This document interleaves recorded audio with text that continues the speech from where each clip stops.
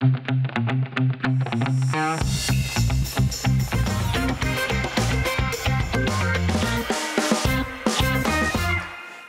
à toutes et à tous, ravi de vous retrouver pour ce nouveau Buzz TV diffusé sur notre chaîne Figaro TV. Je suis accompagné aujourd'hui de Mathilde Seifer. Ça va Mathilde? Oui, ça va super. En pleine forme, et notre invité du jour, vous allez le découvrir, c'est un visage qui respire la bienveillance, car il n'aspire qu'à vous aider. Il peut tout nettoyer du sol au plafond, et le tout en gardant le sourire, s'il vous plaît. Si vous cherchez un mix entre Monsieur Propre et Pascal le grand frère, n'allez pas plus loin. Nous avons l'homme qu'il vous faut sur notre plateau. Bonjour Claude. Bonjour Nicolas. Merci d'être avec nous. Je suis ravi de vous avoir. Cleaners, les experts du ménage, c'est le nom de l'émission à laquelle vous participez. C'est sur TFX. Alors, pour ceux qui ne l'auraient jamais vu encore, il y en a quelques-uns quand même.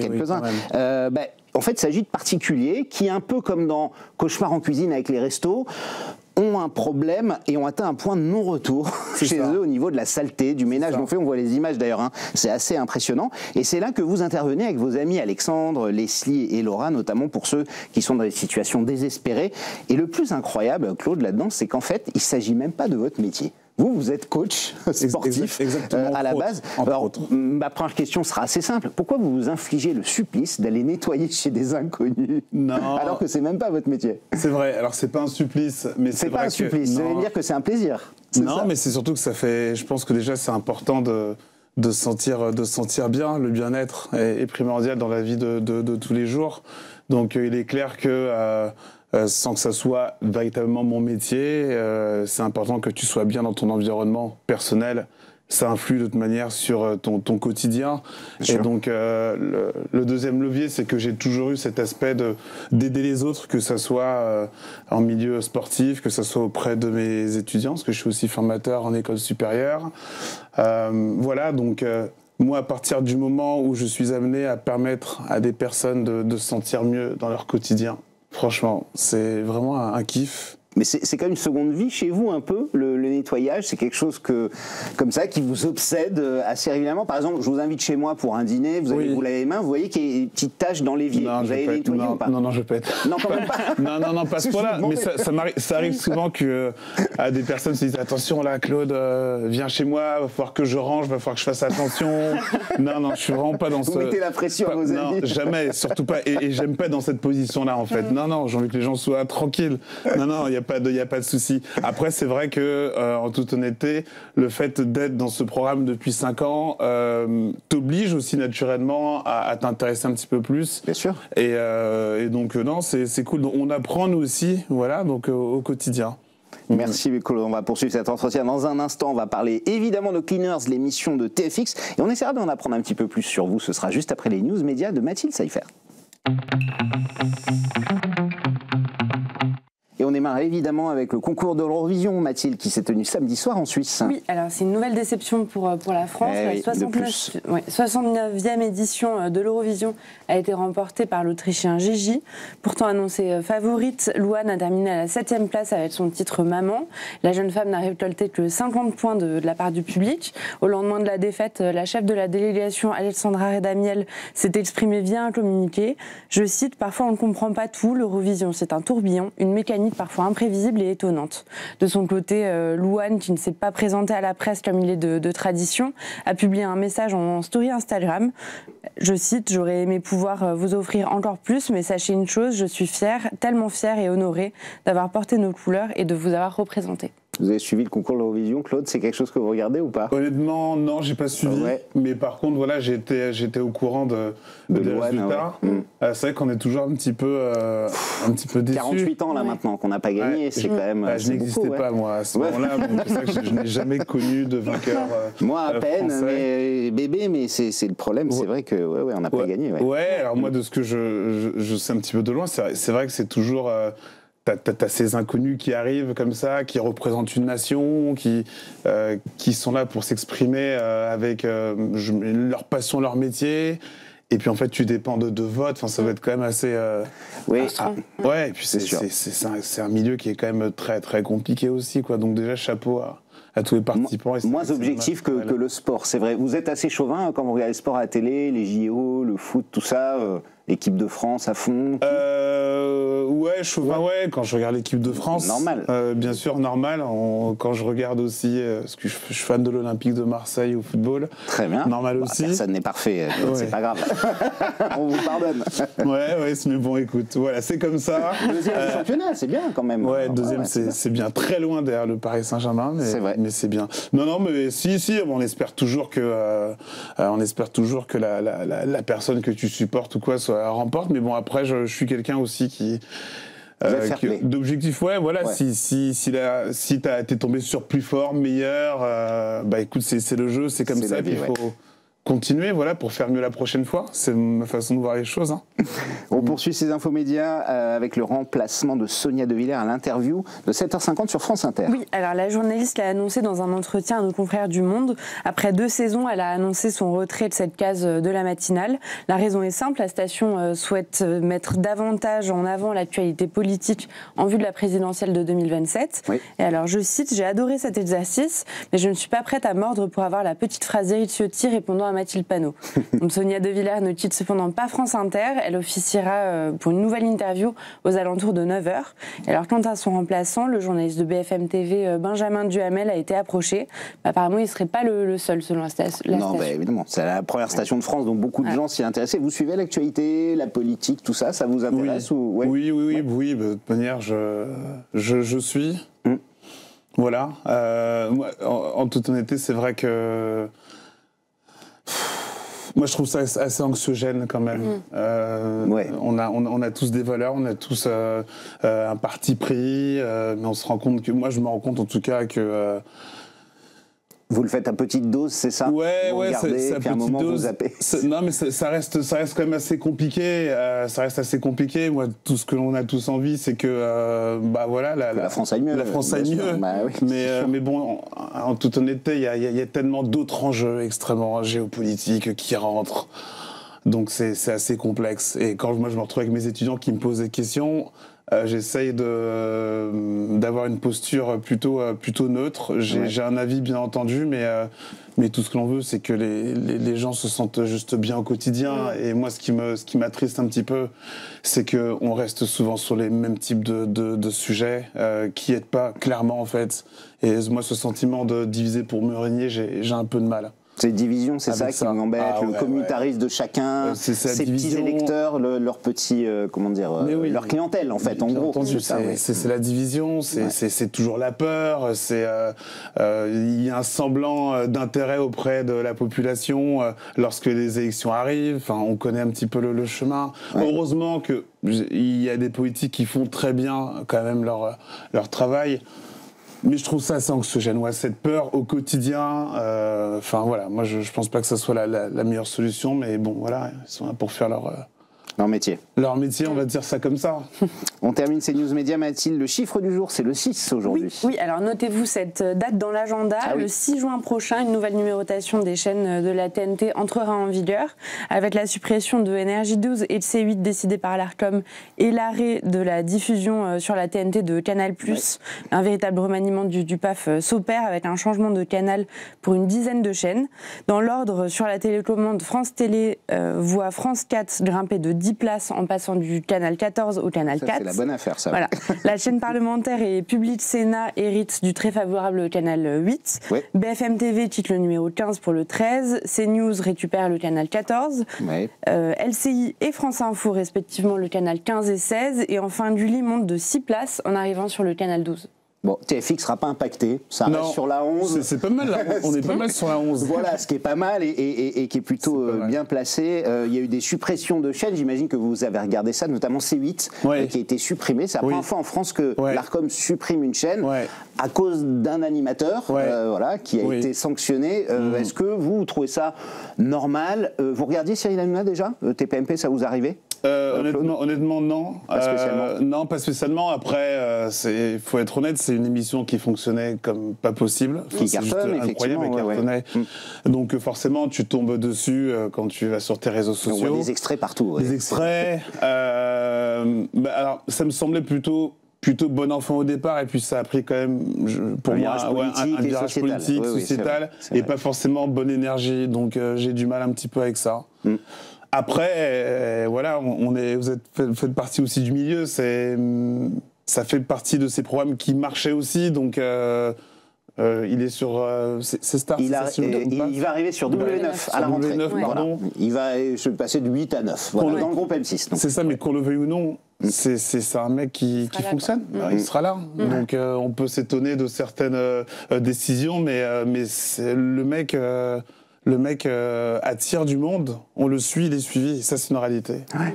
Et donc on va le retrouver sur W9 et l'ARCOM aura raté son coup, parce qu'en fait ils ont mis tous les autres animateurs au chômage, mais pas lui. Il y a d'autres enjeux, on sait très bien qu'il y a d'autres enjeux aussi, mais bon. Effectivement. C'est fini Mathilde pour les news. Il y en aura d'autres dès demain bien sûr, on passe au grand entretien du Buzz TV. Nous sommes avec Claude, le spécialiste du nettoyage. Cleaners, les experts du ménage, c'est le titre de l'émission diffusée mercredi soir sur TFX. Des gens désespérés, entourés de saletés, font appel à des experts du nettoyage comme Alexandre, Laura, Leslie et donc vous, Claude. Expliquez-nous déjà un petit peu comment se déroule une émission. On la voit ici. Vous êtes jamais tous les quatre ensemble, ça vous arrive parfois de faire équipe, mais comment ça se passe quand il y a une mission? Comment ça se choisit? Est-ce que c'est entre vous? Qui décide de celui qui est le plus apte à faire la mission? On chamaille un petit peu. Ouais, on voit ça de temps en temps. On chamaille, on n'est pas toujours d'accord, et puis des fois t'as une mission qui arrive et on a envie d'y aller tous les quatre. Non, faut prendre les bonnes décisions, mais ça fait quand même pas mal d'années qu'on le fait, ça se passe quand même plutôt bien.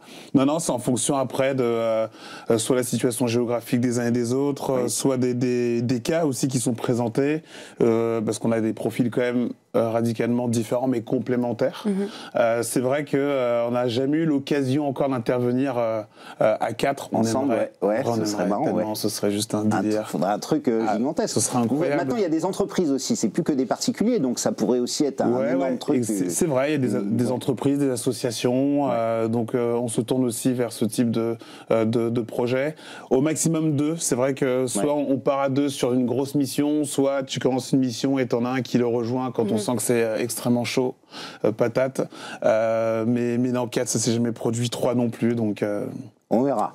On espère. Des surprises. Alors vous donnez des conseils entre vous, du coup, vous êtes en lien durant ces missions? C'est ça. Vous faites des débriefs après, quand même tous les 4, ou comment ça se passe? Ouais, c'est ça, on essaie on se donne des conseils, on se donne des nouvelles. C'est vrai que Laura ou Leslie va avoir une spécialité que moi je vais pas avoir et vice-versa. C'est vrai que moi j'ai un aspect coaching beaucoup plus développé peut-être que les autres, donc je leur donne aussi des petites tips aussi pour... qu'on puisse réussir le projet, la mission. C'est même si on est 1 ou 2 sur la mission, voilà, c'est vraiment une équipe. C'est intéressant que vous disiez ça, Claude, parce qu'effectivement chacun a ses spécificités. La vôtre, c'est un peu d'être le MacGyver du ménage, c'est-à-dire que vous mettez au point des trucs et astuces, vous confectionnez des trucs pour mieux nettoyer. Comment ça se traduit concrètement, pardon? C'est parce que moi je pars du principe que chez toi, tu as forcément des produits, des objets, des trucs qui te permettent de nettoyer, de ranger et autres. Donc c'est vrai que le côté petite astuce, par exemple le dentifrice pour enlever les traces sur les baskets blanches, ça fait partie vraiment de ces petits trucs que moi que vous aimez bien faire. J'aime bien faire. Et ça marche bien le dentifrice sur les baskets blanches? Ouais, ça marche plutôt bien. J'ai arrêté comme une basket blanche, mais ça marche. Ça marche bien. C'est efficace. Pas trop faire n'importe quoi non plus. Ne te roule pas dans la boule non plus. Non, n'exagérons pas évidemment. C'est efficace quand même. Et alors, quelle est la différence entre Cleaners et Détox ta maison, une autre émission du groupe TF1? Ouais, la différence c'est que nous je pense qu'on est vraiment nous sur la population de tous les jours. Appartement, maison très classique, plutôt ménagère quand même, famille. Et c'est vrai que je détox de ce que j'ai vu. C'est plutôt du rangement, c'est ça. C'est du rangement, agencé, du tri. Et puis il y a un côté quand même. Il y a moins le côté saleté que chez vous. Vous avez dû voir que t'es impressionnant. Tu vas dans dans des maisons énormes. Donc en fait, je crois qu'ils rassemblent un maximum tout le bordel. Ils te le mettent là, hop, ils étalent. Waouh, c'est extraordinaire. Non, nous c'est complètement c'est complètement différent. Voilà, qu'est-ce qu'on jette? Alors vous jetez aussi des choses, mais c'est vrai que quand on regarde l'émission, Claude, parfois devant l'ampleur de la saleté des détritus qu'on voit dans certaines maisons, il y a plein de téléspectateurs, et c'est normal, qui se posent la question et qui se disent mais c'est pas possible, est-ce que c'est réel? Est-ce que parfois c'est un peu amplifié pour l'émission? Dites-nous tout aujourd'hui, la vérité. C'est réel, c'est-à-dire ce qu'on voit là, des gens sont là, vous baladez, il y a des boîtes de sardines ouvertes au milieu du salon. Je vais vous dire la vérité, en fait ce sont des types de dépression. Voilà, dû à des accidents de vie que l'on a. Et malheureusement, le plus fréquent dans la vie de tous les jours, ça va être la dépression dans la je sais pas moi, dans la bouffe, dans les substances.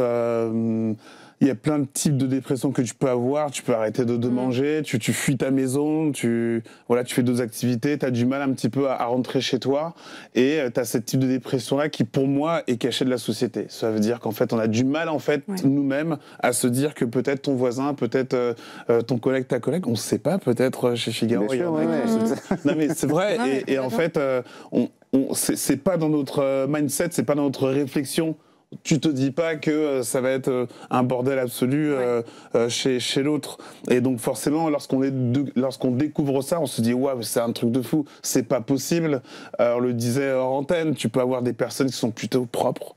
Ouais. Sur elles, jamais tu te dis que ça va être un bordel. Donc ce sont beaucoup d'accidents de vie dus à des décès, perte d'emploi. Alors c'est le cas par exemple de mercredi avec Véronique. On le découvrira. C'est pas vous qui l'avez fait, mais c'est une mère de famille qui a été hospitalisée, qui est en dépression depuis la mort de ses parents, notamment, et sa fille en fait qui a découvert.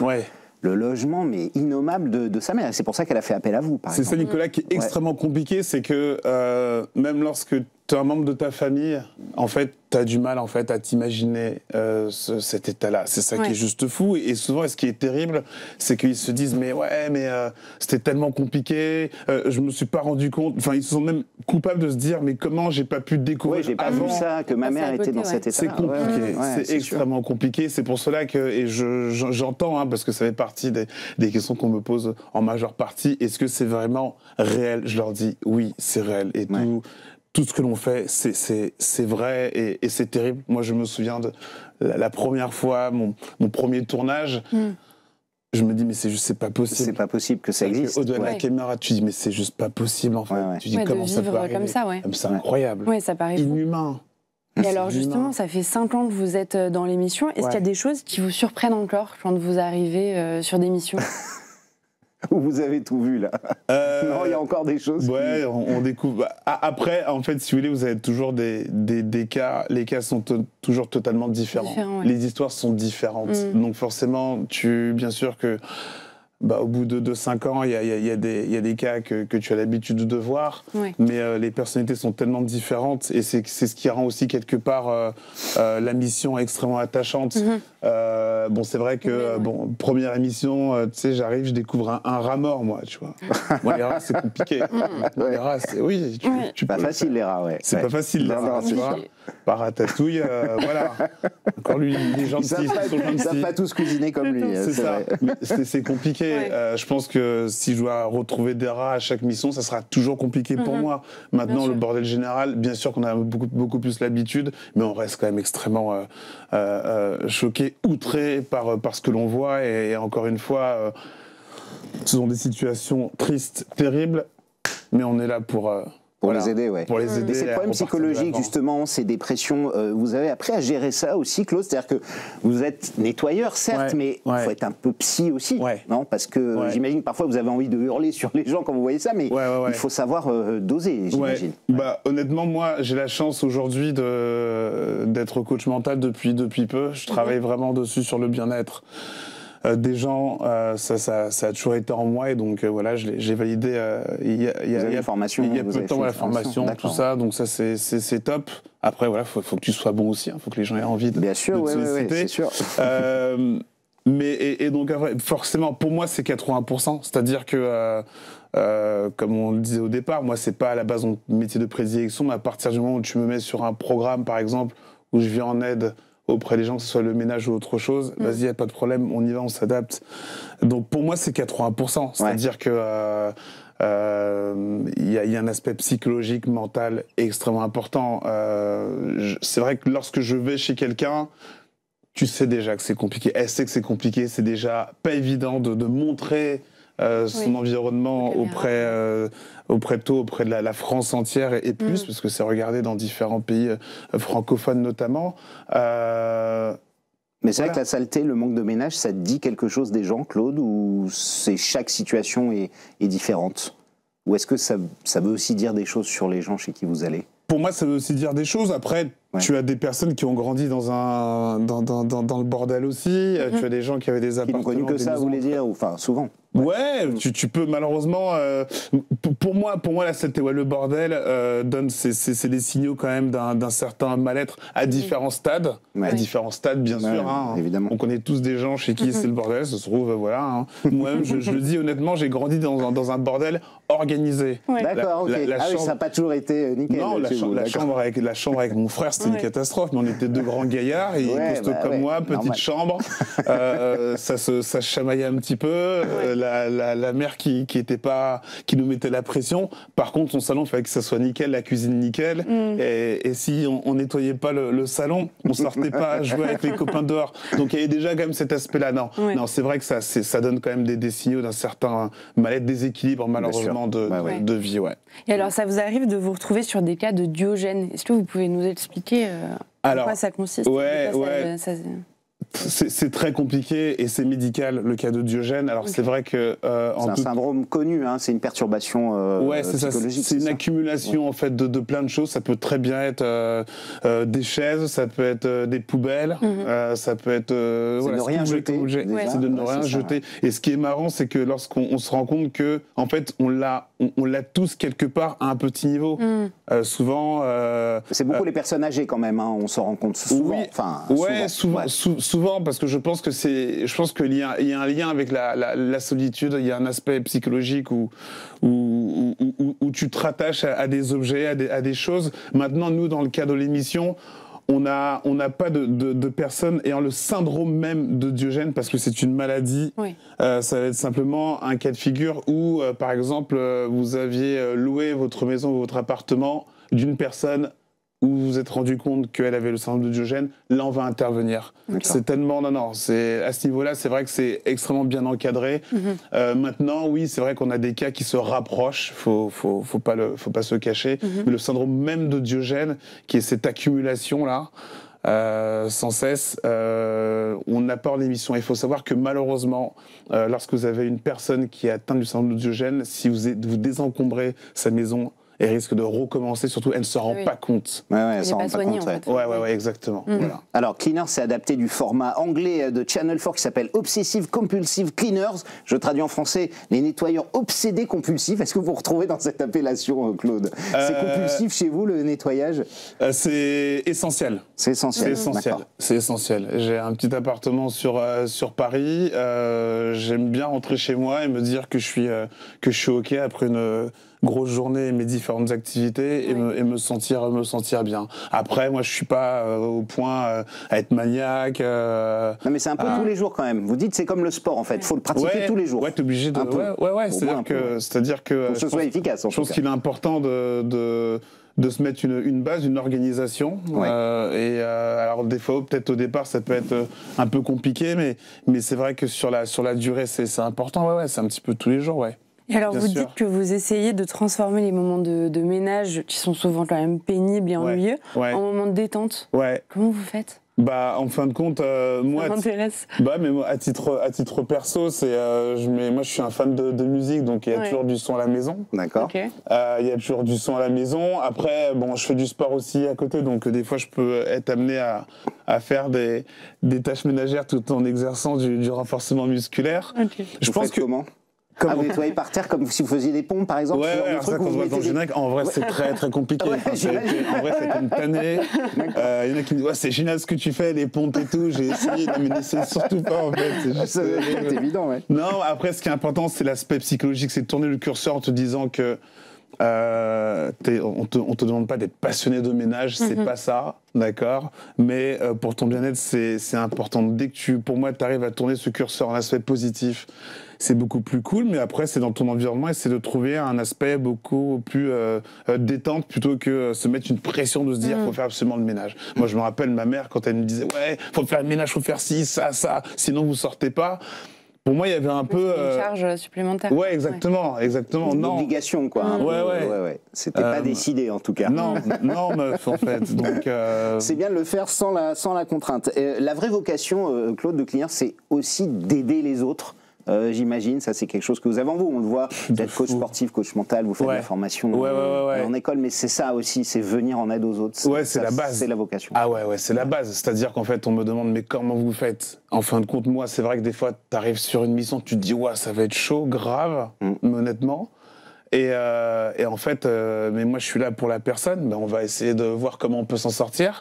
Ça va être compliqué, que tu regardes tous les détails, mais voilà. Vous avez entendu, vous dites, c'est un traquenard là, j'arrive dans un piège. Des fois, dans un traquenard, on se demande vraiment des fois, ce moment, comment on va s'en sortir, hein, bien sûr.